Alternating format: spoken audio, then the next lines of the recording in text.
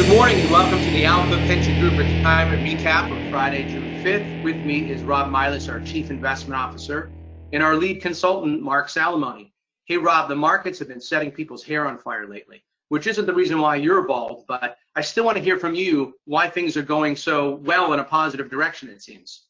Yeah, no, you're right, Rich. We've just come off the largest 50-day rally in the S&P 500 in history, so up 37.7%. And so the question is, why is the market rallying so much while we watch the economic numbers come in so poorly? And so really it's, the optimism of the economy reopening. So we're going to report 20% unemployment numbers or thereabouts, and yet we see that the layoffs have slowed considerably in the back half of May. So that's optimism, right?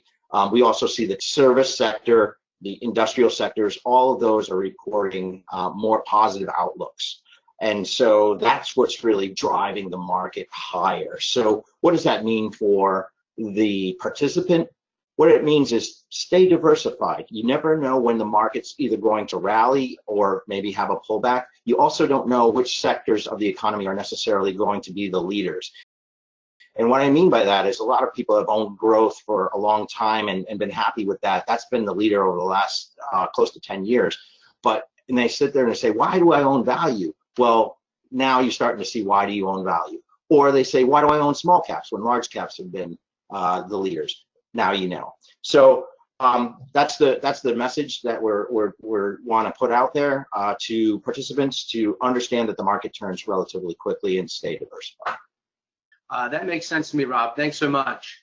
So last week, there was some breaking news in our industry about something called private equity. And I thought Mark and I can discuss that a little bit this morning. But first, what is private equity and why is this such a big deal? Well, first, when you invest in a 401k plan, for the most part, 99% of the time, you're investing in mutual funds. So what's a mutual fund? It's an aggregation or a collection of publicly traded companies. So at the end of the day, you can, if you would like, know what you're buying. So you can look into the mutual fund and say, oh, there's Apple, or maybe there's a company I don't know about, but you can read up on it because it's a public company. Last week, the Department of Labor issued guidance saying now private equity can be in retirement plans. So what is private equity? As it sounds, private equity invests in private companies. And private equity up until this point has really been just for either institutional investors or wealthy investors. So it's the ability to invest in companies that might even be in your community, but it's the ability to tap into this network of private companies that we haven't had access to. This can be a good thing, but I actually have some concerns about it. So Mark, I wanted to bring you into the conversation and talk a little bit about the concerns that I have. Yeah, Rich, this is a big deal for 401k plans because it does now allow private equity in retirement plans, but it's not direct investment. So what the letter from the Department of Labor really did was allow for private equity to be a part of a otherwise diversified fund, so like target date funds. Target date funds are a pretty popular option within retirement plans. They're probably now the leading provider of default funds for target date funds. Or for 401k plans rather. So when you look at your target date fund and it has a year attached to it, now private equity could be an investment within that overall fund, which is a big deal and will allow for participants to get access to things they've never got access before. And what Department of Labor does with this letter is really protect a lot of plan sponsors that may have always wanted to have some exposure to this, but couldn't just because they feared potentially that maybe being something they might get sued for down the road if it didn't work out. So when you invest in private equity, one of the downside risks is the fact that they're not always liquid. In other words, at any point in time, if you're in a mutual fund, you can just go online or call that mutual fund company, call your 401k provider, and get into another investment, whether that be cash or another investment. With private equity, that isn't the case. So that's one of my concerns. I have three overall, but that's the first. So the liquidity is one thing. The other thing is, will these target date funds even entertain this idea? So the big target date fund firms like Vanguard, Fidelity, T. Rowe Price, American Funds, they have yet to make a comment on this issue. This is very recent news, so we'll see where this goes. But although there's illiquidity, these are professional fund managers that have the ability, I think, to research this pretty well. So hopefully that research is done on the front end for these target date fund managers. The other concern you might have is, target date fund investors typically aren't looking under the hood. I mean, we've had a lot of conversations with participants where they're in a target date fund, but don't really know what that fund's investing in. Yeah, and I think what you're saying in terms of the liquidity is if it's bundled in a target date fund, that manager, whether it be Fidelity or somebody else, will be able to create the liquidity so that won't be a problem. In other words, if you directed your investment to private equity in and of itself, that might be a problem, but it being bundled, that really mitigates my concern. My other concern, though, is cost. So in our world, there has been cost compression for the past almost decade. So everybody's looking now at the expense ratios, as they should. And private equity inherently is just a difficult thing to do, which is another way to say it's an expensive thing to do. So by adding private equity to a target date fund or an asset allocation fund, doesn't that just increase the cost?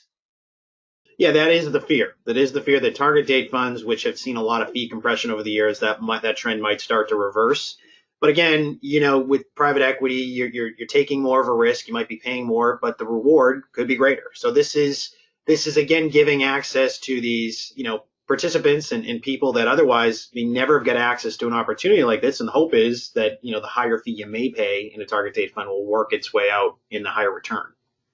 Yeah, I get it, risk and reward. So maybe you're right.